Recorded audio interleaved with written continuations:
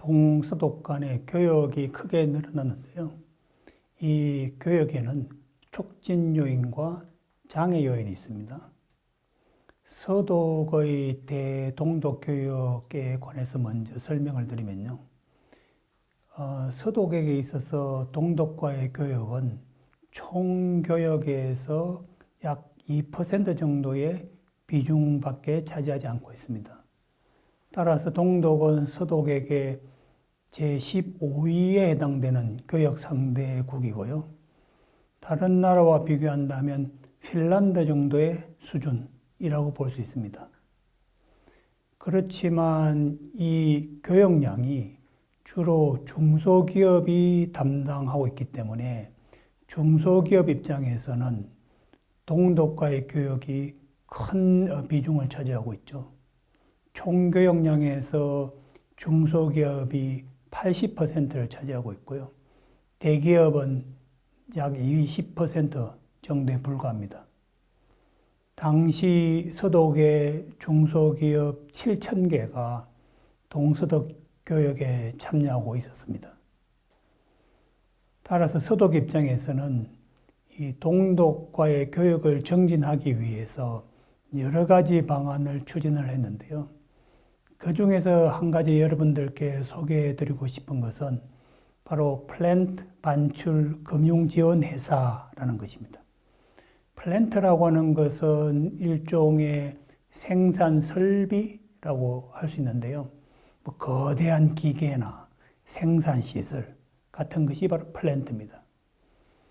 이 플랜트는 큰 규모의 금액이기 때문에 특히 동서독 교역에 관여하고 있는 중소기업 입장에서는 이 플랜트 수출에 대한 대금을 받지 못할 경우에 이 파산하게 되는 큰 문제를 직면하게 되는 것이죠. 그래서 서독 정부는 이 플랜트를 반출하는 서독 기업에게 반출을 보증을 하고 또 금융적으로 지원하는 정책을 했습니다. 반출 보증이라고 하는 것은 서독 기업이 플랜트 대금을 받지 못할 경우에 일종의 보험 차원에서 서독 정부가 그 대금을 대신 지불한다는 뜻입니다. 동서독 간에는 아무래도 서로 체제가 다른 그런 대립적인 관계이기 때문에 높은 정치적 리스크가 있는 그런 경제적인 거래를 하고 있습니다.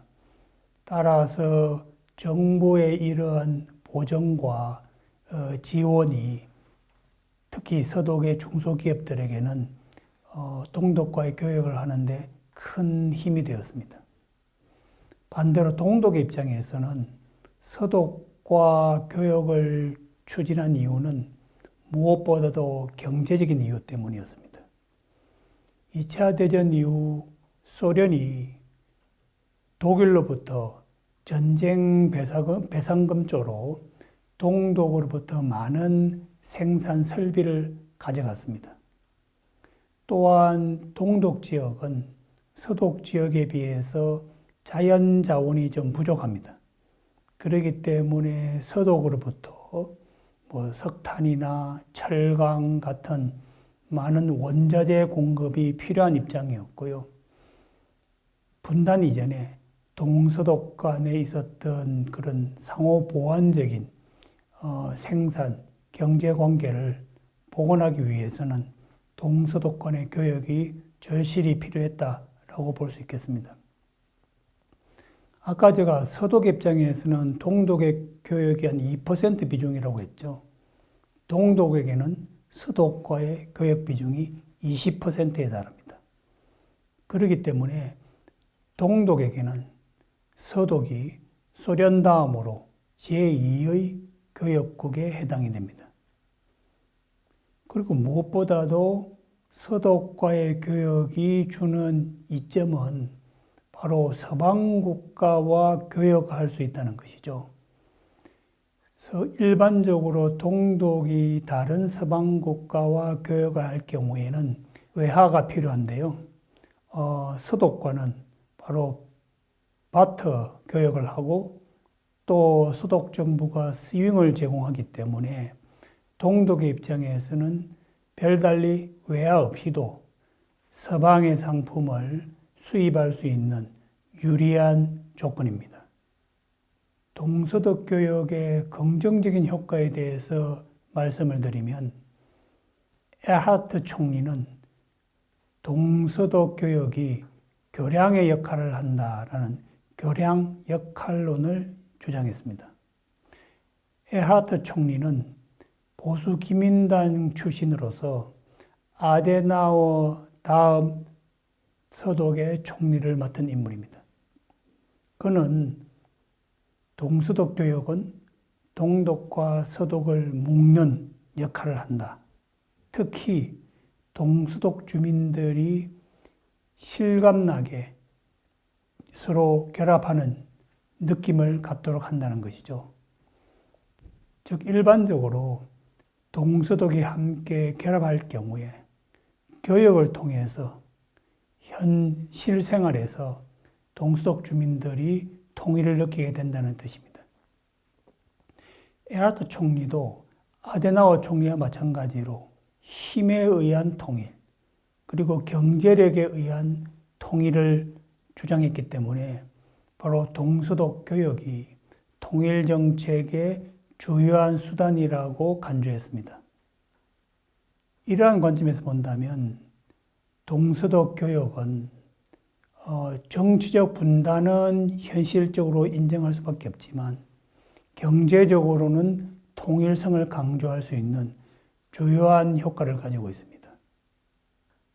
그럼에도 불구하고 동서독 교역은 여러 가지의 제약 요인을 갖고 있었습니다. 무엇보다도 동독이 서독에 의해서 경제적으로 의존된다라고 하는 그런 의존도를 축소시키기 위한 노력을 꾸준히 했습니다. 그렇기 때문에 서독 정부가 제공한 스윙을 충분히 활용하지 않았고요. 동독이 수출할 수 있는 만큼만 서독으로부터 반입을 했습니다. 이러한 것들이 동서독 교역의 활성화를 제약하는 첫 번째 요인이 되었고요. 두 번째는 코콤이라고 불리는 공산권 수출 제한 협정입니다. 코콤은 서방 국가들, 특히 나토 회원국들이 자신들의 수출품이 공산권 국가에 의해서 군사적으로 이용되는 것을 예방하기 위해서 첨단 제품 중에서 공산권으로 수출을 제한해야 될 그런 목록을 만들고 이러한 수출 제한 목록에 따라서 수출을 제한했습니다. 이러한 코콤의 협정이 동서독 교역에도 적용이 되기 때문에 서독 입장에서는 첨단 제품을 동독으로 수출할 수 없었습니다. 이것이 동서독 교역을 제약하는 두 번째 요인이 되고요. 이와 관련해서 동서독의 교역은 주로 원자재 중심으로 이루어졌습니다. 그래서 동서독 교역 상품의 절반이 원자재였고요. 서독 입장에서는 첨단 제품을 수출할 수 없었기 때문에 주로 자연자원을 많이 수출했고요. 동독 입장에서는 주로 석유를 수출을 했는데요. 이 석유는 소련으로부터 낮은 가격으로 수입한 석유를 가공을 해서 서독으로 반출을 했습니다.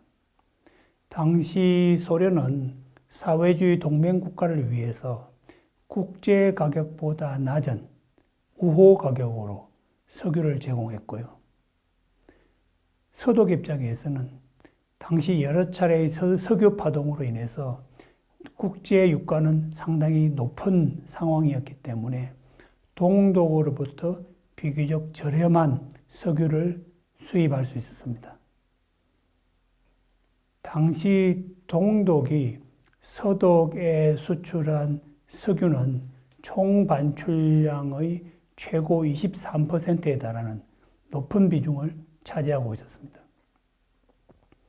또한 정치적인 요인도 동서독 교역을 제약을 했는데요. 1979년도에 소련이 아프가니스탄을 침공함으로 해서 신냉전이 도래를 했고요.